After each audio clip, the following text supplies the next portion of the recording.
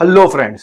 तो आज बहुत दिनों बाद मैं एक्चुअली में कोई वीडियो बना रहा हूँ और बाय द वे आज इस रूम में ये मेरा आखिरी वीडियो शूट है क्योंकि और जब तक ये वीडियो रिलीज होगा तब तक मैं अपने नए घर में या अपने नए रूम में जा चुका हूँगा। तो खैर ज़्यादा बकैती ना करते हुए मैं सीधा मुद्दे पे आता हूँ कि if not UK then where, यानी अगर तो आपको आज की डेट में अगर यूके में एडमिशन नहीं मिलता है या नहीं ले पाते हैं तो आपके पास क्या क्या ऑप्शन रहते हैं। इसी के साथ मैं ये भी टॉपिक कवर करना चाह रहा हूँ कि आप में से जिनके भी फाइनेंशियल इश्यूज हैं या ज़्यादा पैसा खर्च नहीं करना चाह रहे हैं पढ़ाई के पीछे, या जिनकी एज ज़्यादा हो चुकी है, वो कौन से दूसरे ऑप्शंस को कंसिडर कर सकते हैं यूके के अलावा। तो वीडियो शुरू करूं उससे पहले मैं अपने बारे में बता दूं, मेरा नाम है ईशान मलिक और मैं यहां पर यूके में स्टूडेंट्स की हेल्प के लिए वीडियोस बनाता हूं और मेरे से बनती हर तरह की कोशिश करता हूं उनकी हेल्प करने की। तो आप में से जो लोग भी मुझे पहली बार देख रहे हैं please subscribe the channel and चलिए अब शुरू कर। तो मैं यहाँ पर शुरू करना चाह रहा हूँ 2017 से। 2017 का जो टाइम था उस वक्त मैंने पोलैंड में एडमिशन लिया था एक यूनिवर्सिटी में और वहां पर मैंने एमबीए के लिए ट्राई किया था।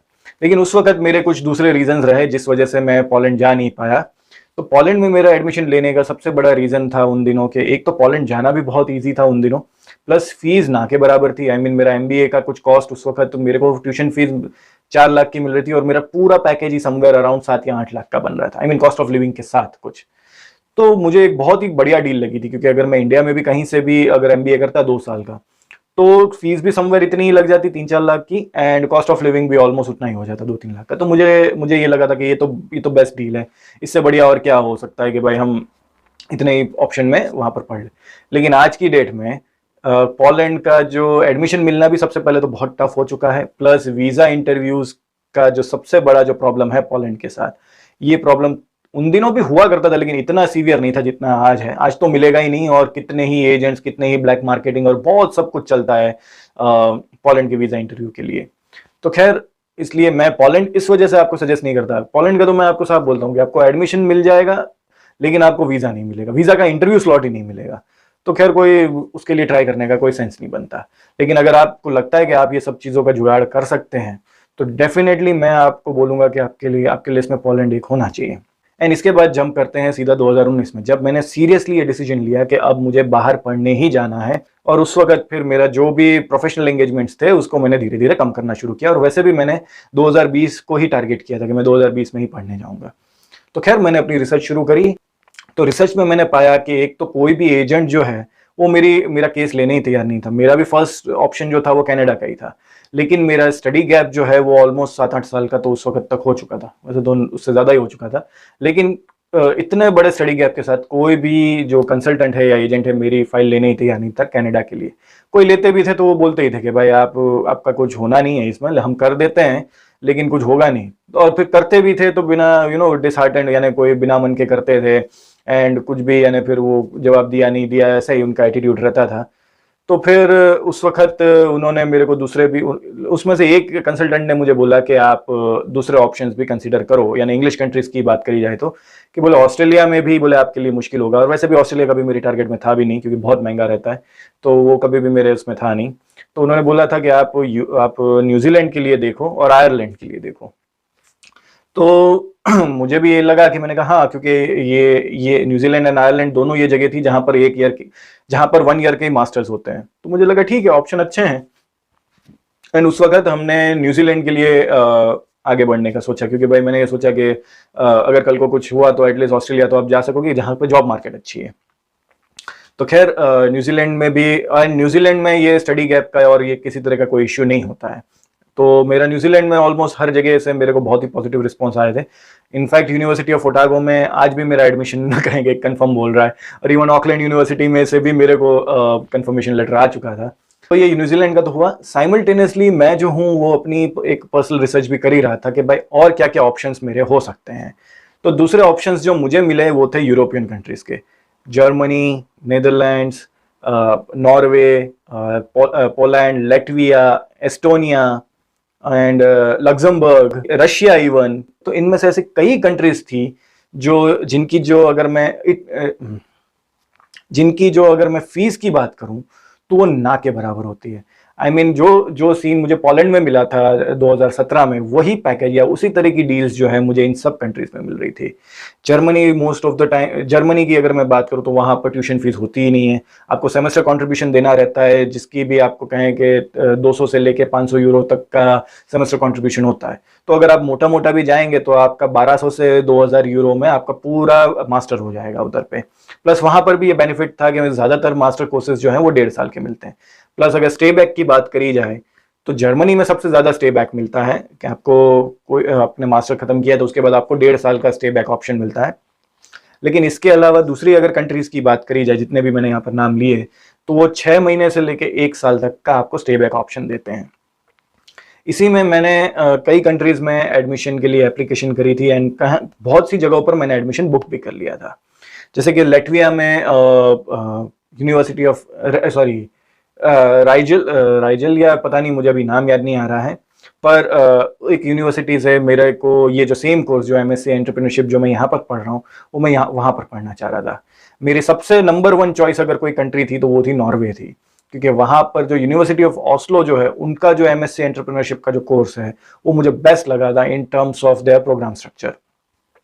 तो मुझे वो बहुत अच्छा लगा था। लेकिन नॉर्वे इतना टफ रहता है कि भाई, और वहाँ पे नॉर्वे में एडमिशन के लिए आपको 1-1 साल पहले एप्लीकेशन करनी पड़ती है, तब जाकर आपका नंबर लगा तो लगा। तो मेरा नंबर 2019 में मैं जब मैंने एप्लीकेशन किया तो 20 में भी नहीं लगा था। और इवन मैंने तो पता नहीं क्यों, 21 के लिए भी पता नहीं क्यों कर रखा था, जबकि मैंने यहाँ एडमिशन ले भी लिया था और मैं यहाँ ट्रैवल भी कर चुका था, फिर भी मेरा नहीं हुआ था। एंड नॉर्वे में भी कोई ट्यूशन फीस होती नहीं है। तो and Norway is such a beautiful country. तो मुझे ये था कि भाई मुझे नॉर्वे ही मेरा फर्स्ट चॉइस था, और आज भी अगर मुझे नॉर्वे में जॉब मिले तो मैं खुशी खुशी प्रेफर तो करूंगा कि मैं वहां पर जाऊं।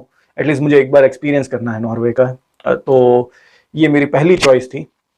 इसके अलावा फिर मैंने जो ऑप्शंस डिस्कवर किए वो थे इटली।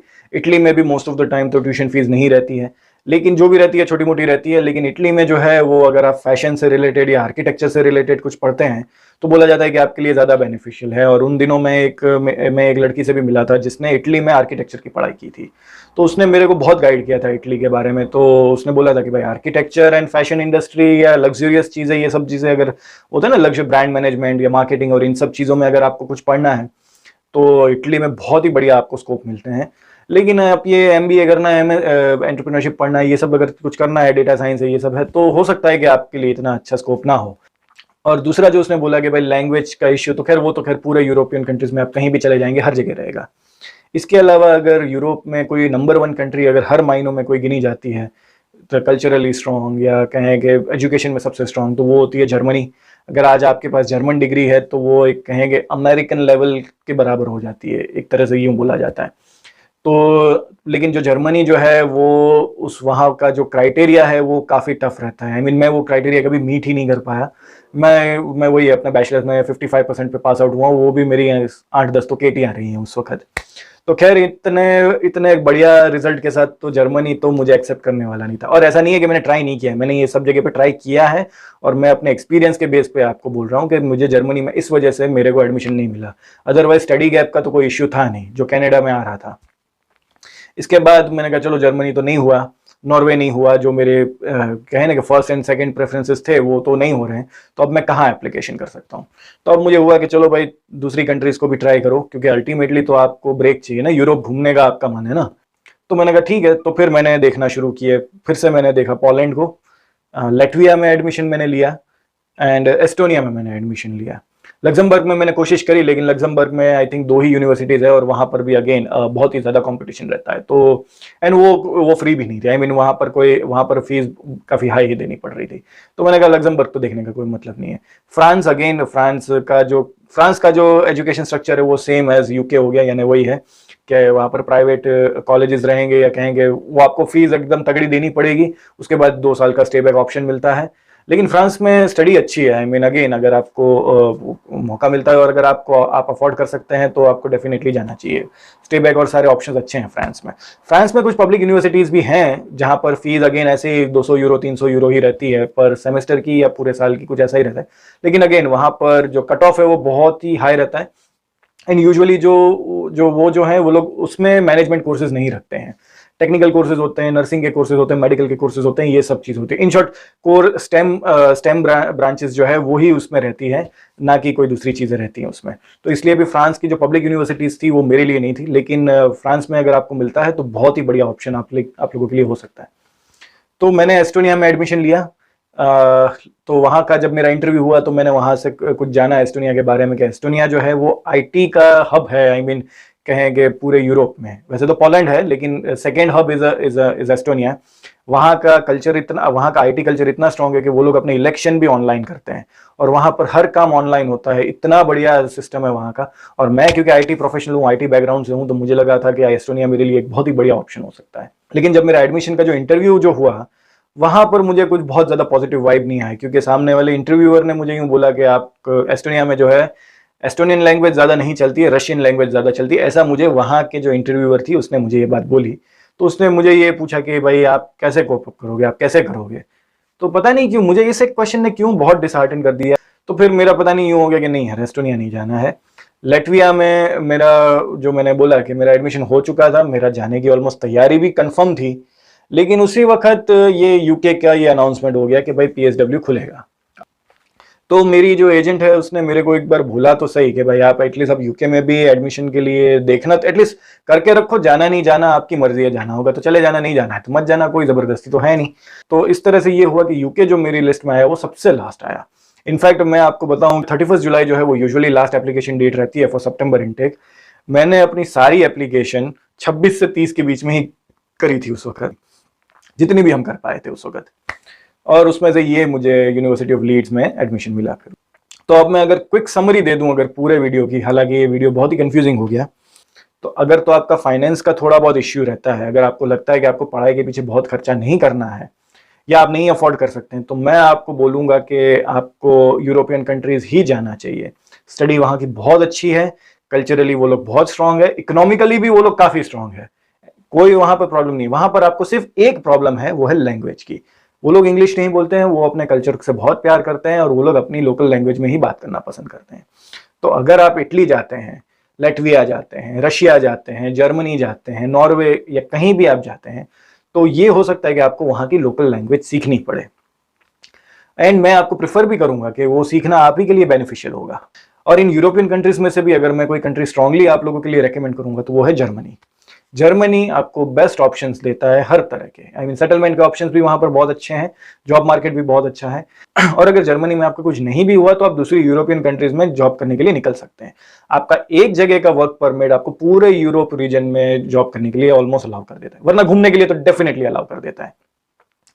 तो अगर आपको सस्ते में काम निपटाना है तो आप जर्मनी या दूसरी यूरोपियन कंट्रीज में जाइए।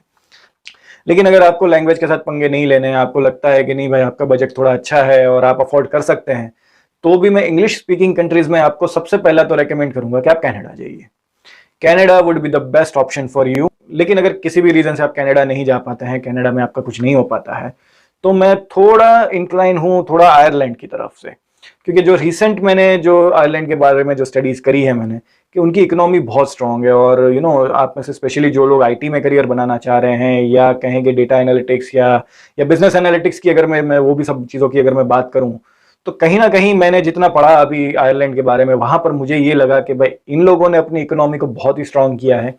इवन पिछले कई सालों में गूगल, याहू, फेसबुक और इन सब के जो बड़ी बड़ी कंपनीज के जो हेडक्वार्टर्स जो हैं, इन्होंने अभी आयरलैंड में सेटअप किए हैं या फिर पोलैंड में सेटअप किए हैं। तो आयरलैंड में इस वजह से मैं आपको थोड़ा ज्यादा रेकमेंड करूंगा compare to any other English countries. इसके बाद अगर आपको चॉइस बचती है ऑस्ट्रेलिया, न्यूजीलैंड एंड यूके, तो इनमें से तो फिर मैं यूके को ही बात बोलूंगा कि इनमें से कहीं और जगह पे जाएं, क्योंकि ये फिर आपके लिए तीनों सेम ही हो जाता है। ऑस्ट्रेलिया तो खैर आपको 2 साल की स्टडी करनी पड़ेगी वहां पर, लेकिन अगर न्यूजीलैंड और यूके की बात करें तो आपका ऑलमोस्ट सिमिलर सा ही कल्चर रह जाता है। वहां पर भी आपको स्टे बैक ऑप्शन के बाद आपको कुछ जुगाड़ लगाने पड़ते हैं वहां पर पीआर लेने के लिए। यहाँ पर भी सेम ही केस है, वहां पर भी पीआर मुश्किल है, यहाँ पर भी पीआर मुश्किल है। और मैंने इस पूरी लिस्ट में अमेरिका को नहीं गिना है, क्योंकि अमेरिका ना मैंने कभी जिंदगी में सोचा, ना मैंने कभी उसके लिए कोई कोशिश करी। लेकिन हाँ, मेरे कई दोस्त अमेरिका गए हैं और वो लोग वहां पर सेटल भी है। लेकिन वही है कि अगर आप आईटी कोर्सेज करते हैं तो आपका अमेरिका में फ्यूचर अच्छा है, लेकिन वहां पर पढ़ाई का जो खर्चा है, बाप रे, आपको मार डालेगा, आपको पूरा कंगाल कर देगा पढ़ाई का खर्चा।